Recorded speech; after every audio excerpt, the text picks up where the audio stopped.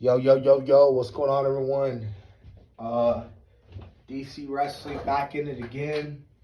We back at it again with this NXT Takeover 31 review. NXT Takeover 31 was last night, and it was actually at the Capitol Wrestling Center, where lots of old WWE, shows used to take place back then. And I'm talking about like way, way back in the day, you know what I'm saying? So like a lot of history with that arena and the WWE, and they did a little promo package for the opening of Takeover. But anyways, man, that setup for Takeover was fire, like dude, like it was amazing. You had the fans, that were like from the Thunderdome, but then you also had a few fans along with other wrestlers inside the arena. So that was low key pretty well, and I loved the cage setup and everything. It was amazing. Before I get started with this review, I just want to say that another old WCW event is coming back. This is, you know, especially around Halloween time. You're very familiar with this pay per view, Halloween Havoc, and NXT is going to be bringing it back October 28th. Um, so I'm really excited for that. I've always, Halloween Havoc's been a really amazing WCW setup. One of amazing WCW pay-per-views. And one thing I hope they do, when Halloween Havoc comes back on October 28th, it would be really cool if they bring back the set. You know what I'm saying? They may not, but if they do, that would just be dope, because to this day, the Halloween Havoc set is one of my favorite wrestling pay-per-view sets to this day. You know what I mean? So that set is just amazing. But anyways, I don't want to waste any more time. Let's get to it with this NXT Takeover 31 review. So we kicked off the night with the North American Championship with Damian Priest defeating Johnny Gargano. This was actually a pretty good match. Damian Priest, man, I'm telling you, man, that dude is amazing. I love what he's doing in NXT right now. And, Johnny Gargano loses once again. One spot in the match that I do want to bring up, and I don't know if you thought about this, but you can say it in the comment section.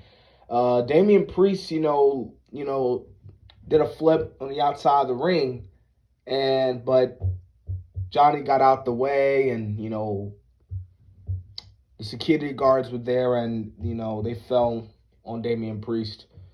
Well, Damian fell on them, and it was kind of had little memories of Mania 25 with Michaels, when the Undertaker did the dive out the ring, and with the cameraman, like Michaels putting the cameraman in the way, and Undertaker, diving on the the cameraman instead of Shawn. So just a little flashback to that.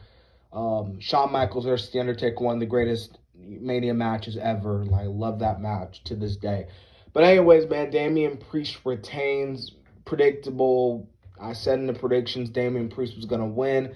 Johnny Gargano loses again. I think this, when it comes to takeovers, man, Johnny Gargano loses and loses and loses. Like,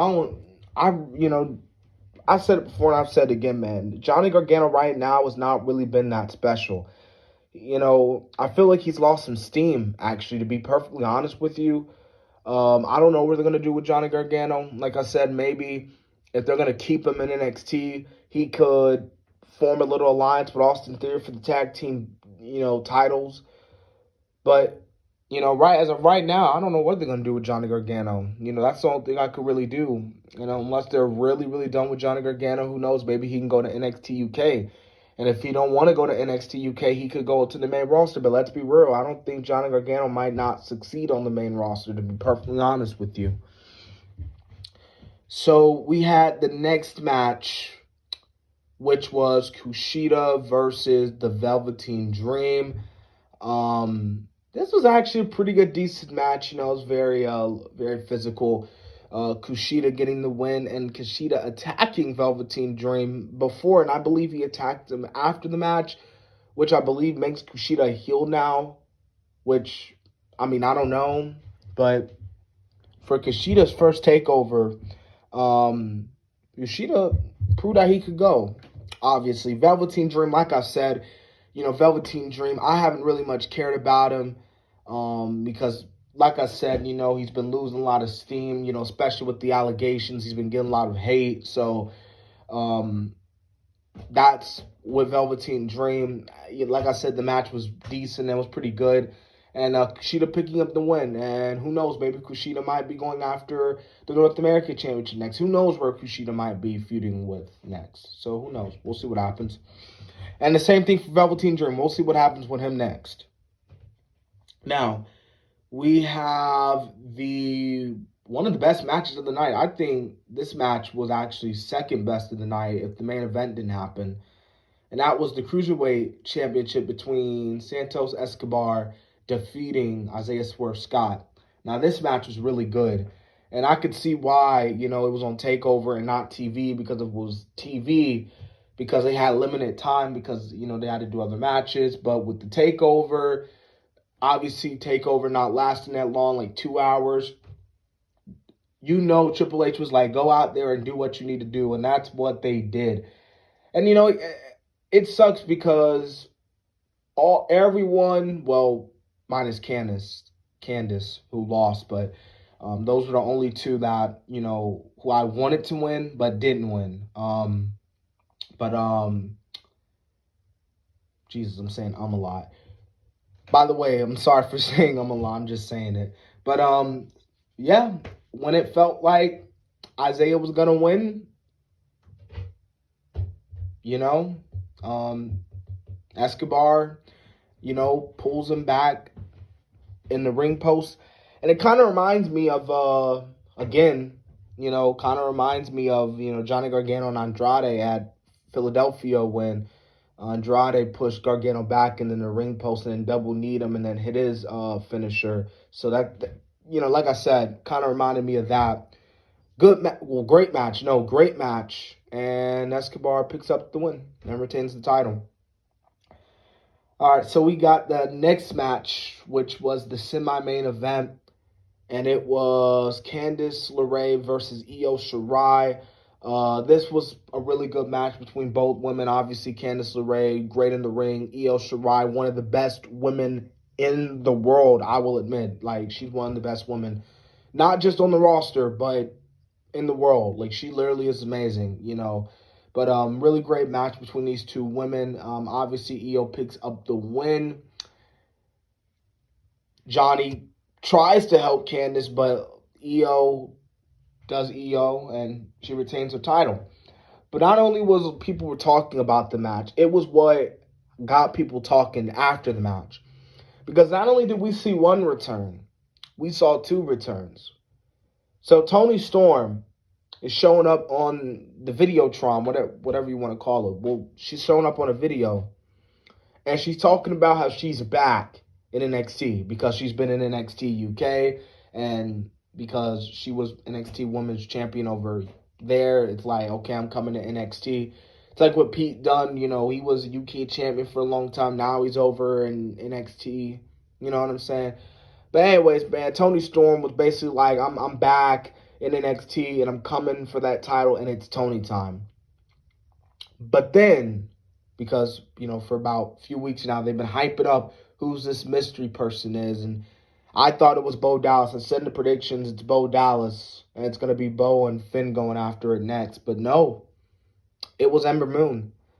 And this wouldn't shock me. I know, some people, man, Ember, but dude, like, you got to think about it, man. Ember's been out of action for, I don't even know, like a year now, I believe. Like, I forgot when's the last time I've seen her wrestle. You know what I mean? Like, she suffered an Achilles injury, unfortunately, during the 24/7 segment, which is sad in its own right. But and with the way she was talking, she was like, "Oh, this could be career ending for me. I may never come back." And I thought, well, damn, this might be it for her, because when you suffer an Achilles injury, you're really never back, to where you used to be. You know what I'm saying? But nah, man, she's back now, and she's back in NXT. She could have went back to Raw. She could have went to SmackDown. But no, they're like, Hell no. She's coming to NXT, which is good because let's be real, man. Ember wasn't doing nothing on the main roster. I mean, she fought Bayley for the belt at SummerSlam that year, but she lost. So it was like, man, Ember loved the girl, but, she wasn't doing enough for the main roster. And then, like I said, she was going after the 24/7 title, and when you go after the 24/7 title, that lets you know creative has nothing for you, and, you're down in the dumps, basically. All right, moving on from that. So most likely one of those two women are going to take the title off her. You know what I'm saying? But, main event time. We got Kyle O'Reilly versus Finn Balor. Dude, this was obviously the best match of the night. Amazing. Even though Kyle O'Reilly did not win the match, he showed that he is not just a tag team specialist, that he could go in the ring. And he proved that against Finn Balor last night at TakeOver 31. This was amazing. And you know what? I will even say this too. This was better than Karrion Kross versus Keith Lee, because I said it in the last NXT Takeover. I was like, dude, this got to be one of the worst NXT main events ever, because this main event was boring. You know what I mean? Like, and that's crazy because I was so hyped for that match. The promo package, Frantic by Metallica, I was hyped, but then the match happened, and then Karen got in. It was like, oh God, like this match is low-key kind of boring. I didn't feel excitement. When Karrion won the title, I didn't feel excitement, unfortunately. But this main event was amazing. Balor and Kyle O'Reilly went at it. They went to war. And one thing I'm shocked didn't happen. The Undisputed Era didn't come out. They didn't attack. Well, we all know all that happened. I believe Rich Holloway came in and attacked Adam Cole. But, yeah. So they might be doing that down the line. I don't know what they're going to do. Who knows what could happen. Anything could happen. But great main event. Great show. Like I said, man, this TakeOver, it didn't have little to no build. Let's be real here. We got to point out this TakeOver had little to no build whatsoever. But I guess they get a pass in a lot of people's eyes because, oh, well, it's a TakeOver. It's not like they're going to be putting on a bad show. And I'm not saying they put on a bad show. They put on an amazing show. Really amazing show for NXT. But NXT showing that they're amazing in their own right. It's just that you can't, when you go into a pay-per-view, it's got to be built. You can't go into a pay-per-view, 2 weeks before pay-per-view with the mindset of, oh, we're just going to go out and have a 5-star match. But no, there's got to be build-up. There's got to be storytelling. I've said this a lot on the channel, that storytelling matters in wrestling. So, great night for NXT. So, yeah. That's all I got to say.